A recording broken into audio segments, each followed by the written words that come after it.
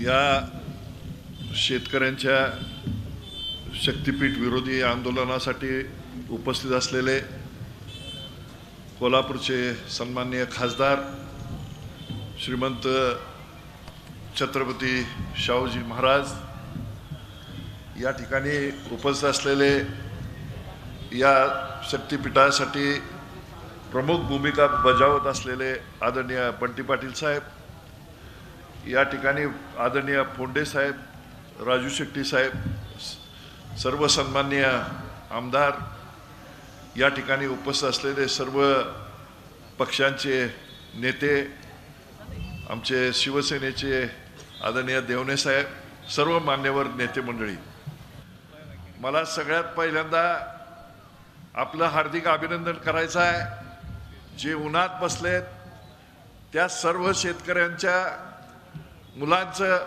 माता भगिनींचं, सर्वांचं मनापासून अभिनंदन।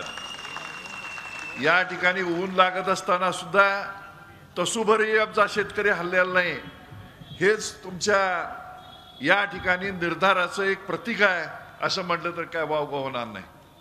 माझ्या मित्रांनो, शक्तीपीठ महामार्ग हा समृद्धी महामार्गासारखाच एक मोठा महामार्ग व्हावा ही सरकारची भूमिका आहे। शक्तीपीठ महामार्गाच्या दृष्टीनं हा ज्यावेळेला महामार्ग आखला गेला त्यावेळेला समृद्धी महामार्गामध्ये बऱ्याच लोकांच्या तोंडाला रक्त लागलेला आहे, मोठ्या प्रमाणात रक्त लागलेला आहे आणि तसंच रक्त हितही मिळावं ह्या उद्देशानं हा शक्तीपीठ महामार्ग आहे।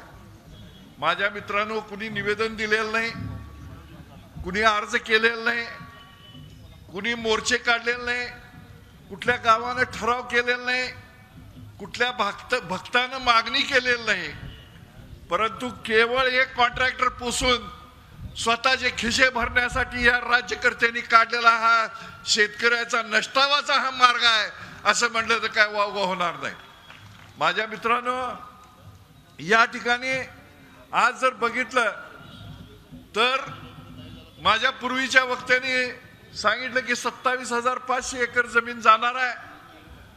त्याच्यामध्ये या जमिनीच्या बाजूला काही मॉल काढायचे आहेत, काही इंडस्ट्रियल इस्टेट उभे करायचे आहेत, काही IT पार्क उभे करायचे आहेत, असं स्वप्न दाखवलेलं आहे।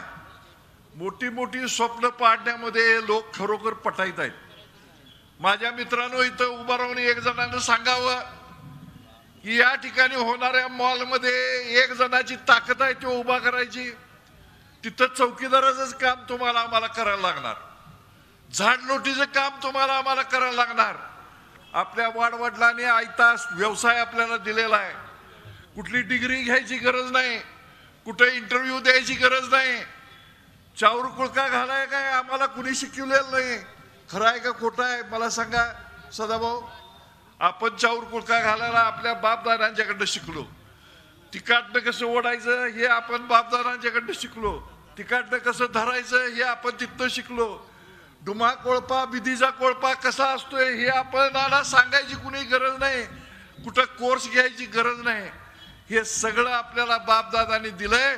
आयता व्यवसाय दिलेला आहे, सन्मानाचं जीवन, त्या ठिकाणी काबाड कष्ट करून रात्रीचा दिवस करून त्या ठिकाणी तुम्ही आम्ही आपलं उपजीविका चालवतो। माझ्या मित्रांनो, बागायत जमीन करायला कोण आला होता का भविष्य द्यायला?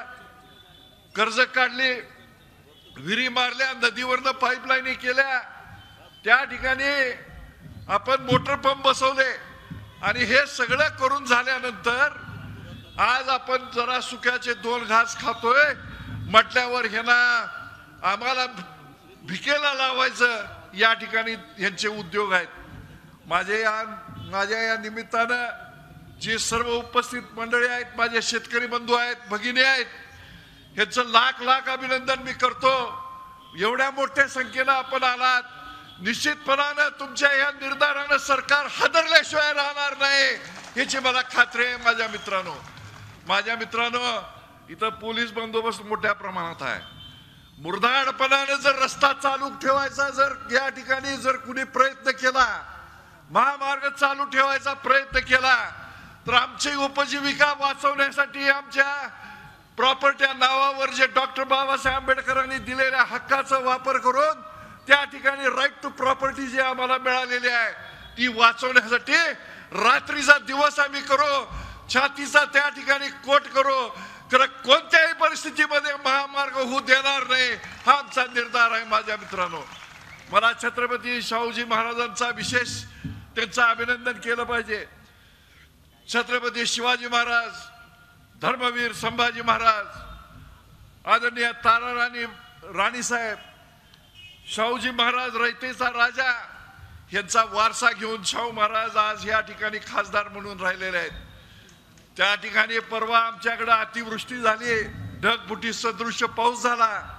त्या पावसाला त्या ठिकाणी शेतकऱ्यांच्या दुःखामध्ये सहभाग होणारा आमच्या बघण्यामध्ये पहिला या स्वतंत्र भारतामध्ये पहिला खासदार जर कोण असेल तर ते शाहू महाराज आहेत. आज या ठिकाणी आपले या ठिकाणी स्वतःच शाहू महाराजांचं व्यक्तिगत जरी काय जात नसलं तरी स्वतः या ठिकाणी तुमच्या आमच्या जमिनी वाचवायसाठी अग्रेसर इथं पुढे आहेत.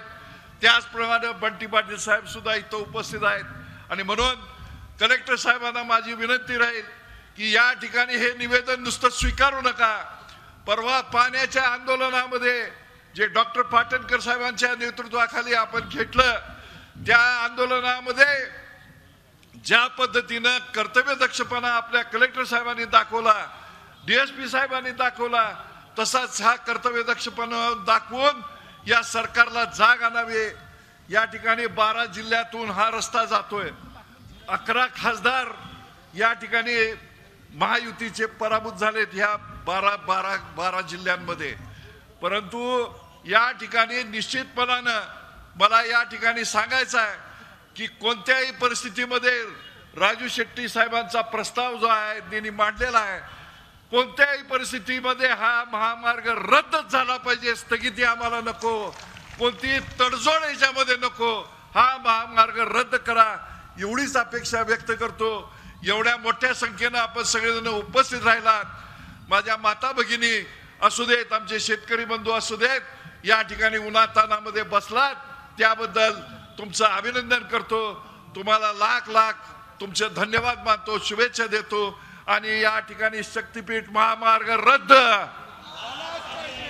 शक्तीपीठ महामार्ग रद्द, शेतकरी एकजुटीचा, शेतकरी एकजुटीचा विजय असो.